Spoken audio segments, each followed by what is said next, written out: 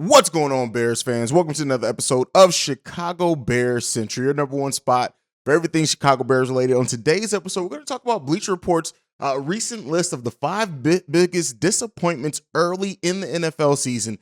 We do have a Bear listed on there. It's probably not the one that you think. We're going to get into all that, plus who to look out for on that Houston Texans team so they won't do damage against the Chicago Bears. We got all that and more right after this. You are now tuned in to Chicago Bears Central, your number one place for all Chicago Bears news and content. All right, Bears fans. So Bleacher Report came out with a list today of the biggest disappointments in the NFL early in the season. So we're going to go down the list.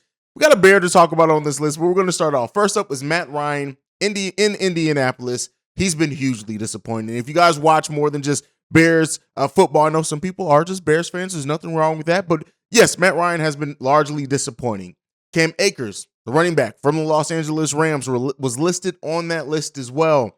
But then we get to the Chicago Bear that's listed on here, and that's Darnell Mooney, the wide receiver for the Chicago Bears, as you guys all know. Rounding out the list, though, Kyle Pitts, the tight end from the Falcons, and Nathaniel Hackett, the head coach of the Denver Broncos. Well, let's go back up to this list. Let's talk about our player list listed on here, and that's Darnell Mooney. While he's only been targeted twice, while people had huge expectations, rightfully so, for him to have a big impact in this season, the fact that chemistry that he built with Justin Fields has not come to fruition quite yet. We have not seen that on here so far. I'm sorry, he's only had two catches for 4 yards, but he's been targeted 5 times. But with that being said, Darnell Mooney was primed and stepping into being the number one wide receiver for the first time in his career, having the most chemistry with Justin Fields of this whole wide receiver core, having a great offseason in which him and Justin Fields have worked together throughout the offseason, having a great training camp. But when you look at the impact that Darnell Mooney has yet to have at this point in time, are we blaming that on Darnell Mooney? That's the question that I want to present here. Is the issues that we're seeing, is it because of Darnell Mooney? I, for one, don't think so. You have to give a wide receiver a chance to make big plays. You have to give a wide receiver a chance to go out there and do some things. This Bears offense has been sorely there lacking overall in this season so far.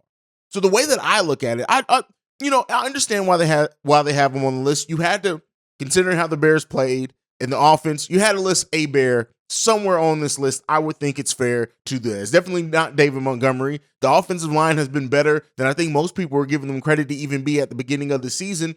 Justin Fields could have been one of the people you listed on this list. He has, for the interceptions that he's thrown, everything so far, the lack of attempts, could have been Cole Kmet. But when you come down to it, Darnell Mooney being being a veteran now on this team, right or wrong, forever how the roster construction is built, looking at it, while I can understand him, I definitely understand him being listed here, right? I don't blame Darnell Mooney for the lack thereof of production thus far. Now, if he had a ton of drops, if it seemed like Justin Fields was getting him, or the offense was getting him in position, and he just wasn't able to hold on to the ball, he wasn't able to get yards after the catch, if it was something like that, it would be more apt, in my opinion. What I take this as is being more of a failure of the Chicago Bears passing offense overall, which we've beat already. I'm not trying to beat a dead horse here. We know that the passing offense needs some time to develop. Messi Dub, Bobby going live last night. We talked about it. You have to give this offense a chance, an ability to work into some chemistry, to go through growing pains, to go through failure at times, right? The lack of opportunities down the field, the lack of passing attempts that this team has had at times is not, hopefully it does not continue. It cannot continue. But I've been very vocal, and I've been saying for the longest, it's going to take some time for this team, this offense specifically, to come together. I said it may take up until week 6. It may take longer than that, looking at how things are going.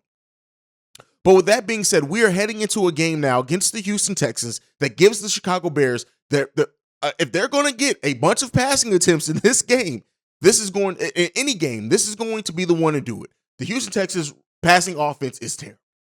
It's terrible. So we have the opportunity in this game. If they don't take it, if the coaching staff does not take the opportunity to open up the playbook a little bit more in this game, I'm going to start getting fearful if it's ever going to happen in this season.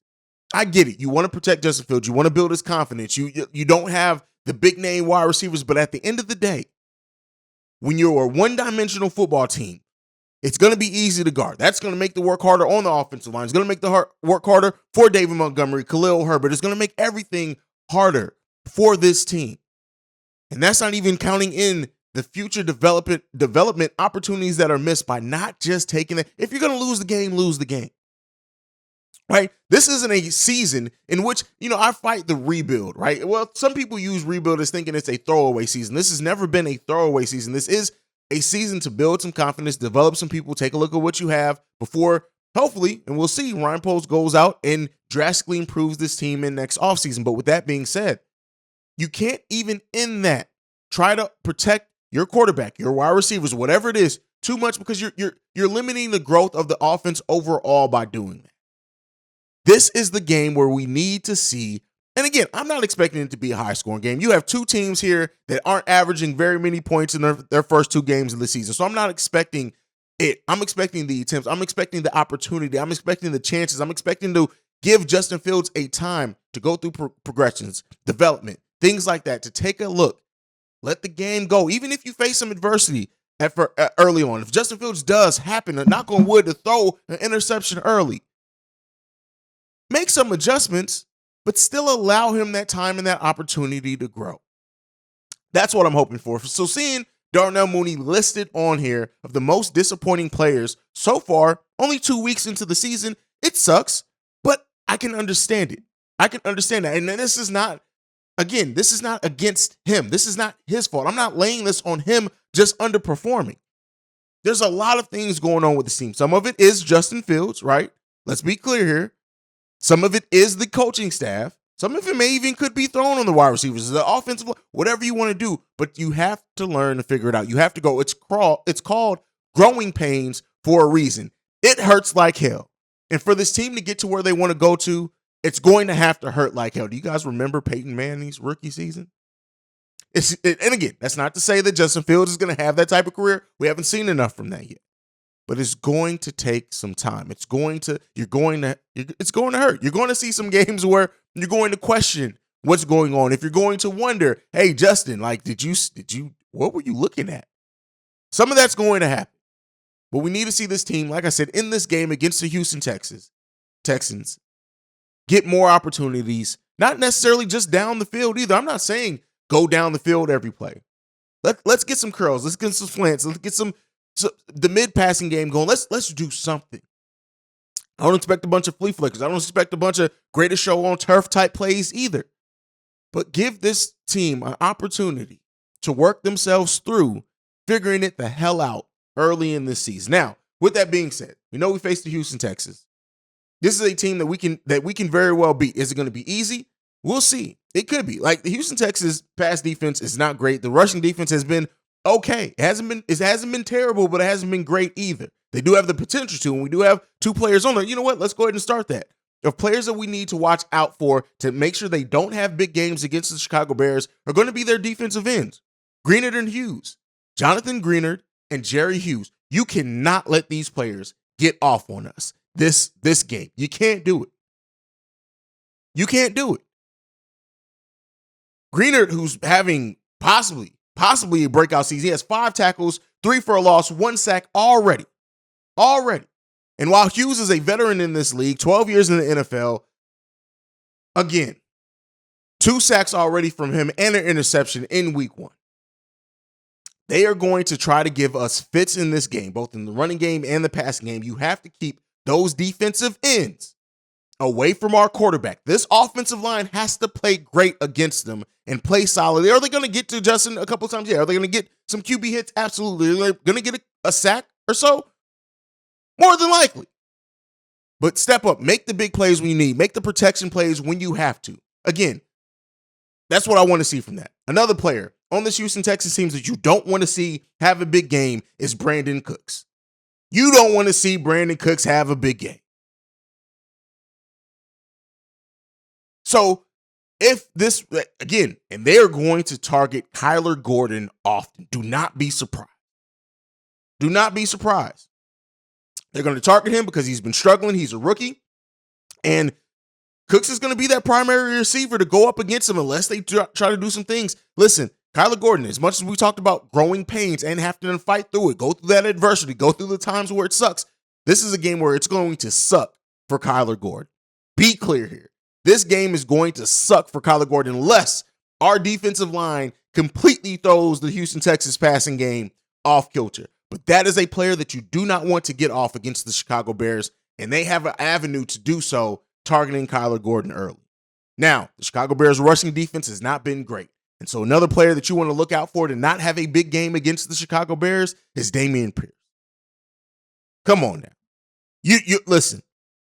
In week 2, he went for 15 carries, 69 yards, doing better than he did in week 1, but you don't want to. This team's been struggling against runs, much like I said in this game that we can use their struggles in the passing game to try to get our passing offense in order. You do not want to see Damien Pierce get off and get in some rhythm using the Chicago Bears' lack of rushing defense to let him get going. Because if he does get going, he can cook.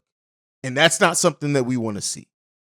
The last player in this that I don't want to see have a big game against the Chicago Bears is simply David Mills. Because listen, second-year quarterback coming up against Justin Fields. If we happen to lose this game and it's because that David Mills had a big game, be prepared for a rough week of comparisons between him and Justin Fields. We all know Justin Fields is the better quarterback. I don't think anybody questions that too much. But you don't want to allow David Mills to have a huge game against the Chicago Bears and Justin Fields struggle. You don't want to do that. And if that does happen, like I said, at home no less, it's going to be a rough week in the media for Justin Fields. This is a player that we don't want to let get off. We don't want to let him have a ton of success. We don't want to let him kill us. Again, not the best quarterback in the world, not by any stretch of the imagination. And our pass defense has done pretty solid. But we need to hit. One of our benefits of this team that we have is hitting the quarterback, getting to the quarterback, causing pressure, getting sacks, getting QB hits. We want to do that. We want to make this day a living hell for David Mills. Period.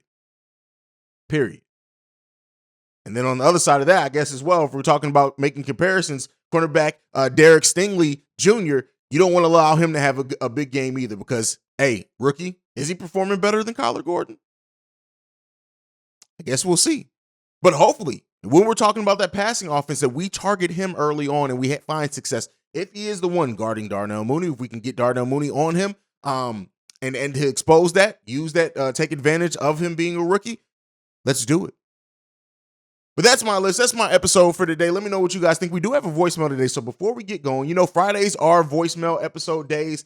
We don't get a lot of them. Make sure you guys get your voicemails in. We want you to be a part of the show, so get them in. But we do have this one that we're going to go ahead and play now. I just got to tell you, Haize, I love the way you, C-Dub, and Bobby keep it light. I'm an old school Bears fan.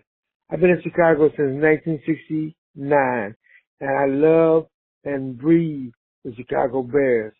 I have faith in what's going to happen, and I believe that in the process of becoming great. I might not be around to see it, but I know it's going to happen, and I just pray to God that I am able to see it. Love you guys, man. Keep it going. Thank you. All right. So first off, thank you so much for being a supporter of the show. I'm going to go ahead and speak for Bobby and C-Dub when I say it means the world to us that you are enjoying the show, that you feel like it's the real Bears fans. That's what we wanted when we sat down and decided to create this show. Is that we wanted to be the voice of the fans. We wanted to be that representative of Chicago Bears fans everywhere. So that means the world to me. Now, with you say that you believe that this team is going to become great, I absolutely do believe that as well. So far, I love everything that Ryan, let me not say that. I love most of what Ryan Poles has done, and even some of the moves that I did not agree with, I started to see and understand his thought process behind it. Matt Eberflus seems to really be trying to build a culture here, and hopefully it's a winning culture at that. Right, you can have a great culture, but that doesn't mean it's going to translate to wins. Hopefully we see that translate into wins for the Chicago Bears as well. But you to say that you may not see it in your lifetime, brother, I hope that you do see it in your lifetime because you deserve to. Every Bears fan deserves to see this team get back to that glory area. We haven't won a Super Bowl the whole time I've been on this planet.